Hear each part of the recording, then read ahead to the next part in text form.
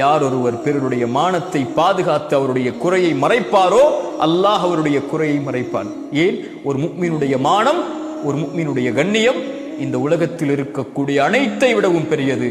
கஅபாவை பார்த்து சொன்னார்கள், கஅபா நீ மேலானதுதான், ஆனால் உன்னை விட மேலானது ஒரு முஃமினுடைய மானம் என்றார்கள் ரசூலுல்லாஹ். அதனால் தான் சொன்னார்கள், யார் ஒரு சகோதரனின் குறையை தன்னை விட்டு திருப்பி விடுவானோ அல்லாஹ் அவனுடைய முகத்தை நரகத்திலிருந்து திருப்பி விடுகிறான் என்று. சுப்ஹானல்லாஹ். ஒருவரை பற்றி பேச வருகிறார், அவருடைய குறையை சொல்கிறார், அவருடைய மானத்தை அவர் இப்படி செய்தார், அப்படி செய்தார், அந்த நிமிடத்தில் செய்தார், அவர் அப்படிப்பட்டவர் இப்படிப்பட்டவர் என்று ஒருவரிடத்திலே ஒருவரை பற்றி பேச வருகிறார்.